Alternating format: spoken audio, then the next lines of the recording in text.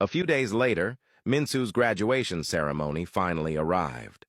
Her parents, along with Sonjin's parents, attended to celebrate her special day. They each took turns standing beside her, taking photos and congratulating her for achieving her dream of becoming a law graduate. Her father hugged her tightly, his eyes brimming with tears as he told her how proud he was, how unbelievable it felt to see how far she had come, and how blessed he was to see her not only graduate as a lawyer, but also build a beautiful family of her own. Minsu, fighting back her own tears, thanked her parents sincerely for always standing by her side and believing in her. The family made their way into the hall where Minsu was to deliver her speech as valedictorian. Yerin, who stood quietly next to Wubin, leaned closer and asked if he had figured out a plan yet. Wubin, trying to stay calm, told her not to worry, reminding her that he had promised to help and he would keep that promise. With that, he headed into the hall, Yerin following close behind. Inside, everyone found their seats.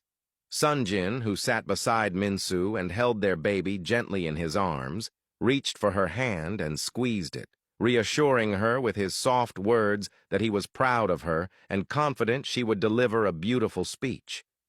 Minsu took in his words like a breath of fresh air, feeling her nervousness settle a little under his quiet strength. Finally, the MC stepped onto the stage and announced that the valedictorian would now deliver her speech. The hall erupted in warm applause as Minsu rose to her feet and walked toward the podium.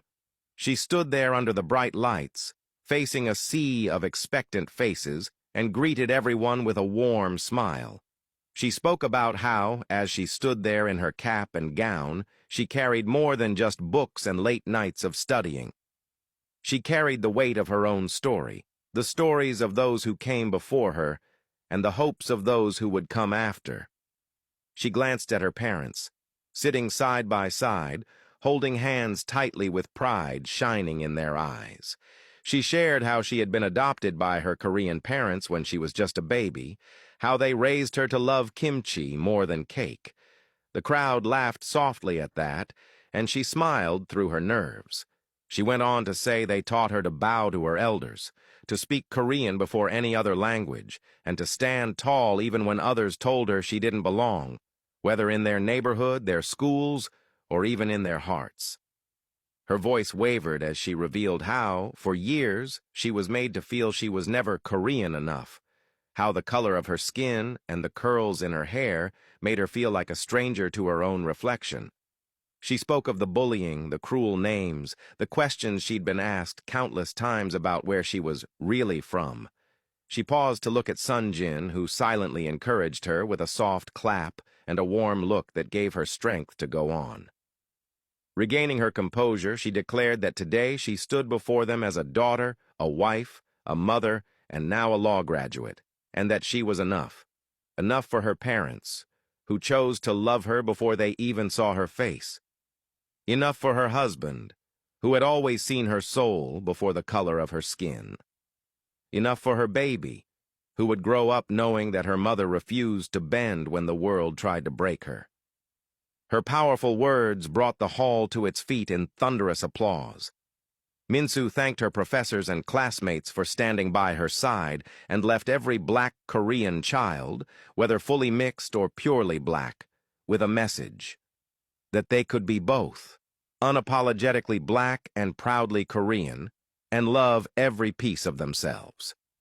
As she stepped down and made her way back to her seat, Sonjin pulled her close and whispered how beautiful her speech had been and promised that he would keep loving every part of her for the rest of their lives. Meanwhile, Yerin, sitting beside Wubin, found herself almost in tears, unable to hold back her emotions. Overwhelmed, she suddenly stood up and rushed out of the hall. Wubin, caught off guard by her sudden reaction, stood up without a second thought and quickly followed her outside, confusion and curiosity heavy in his chest as he wondered what had shaken her so deeply.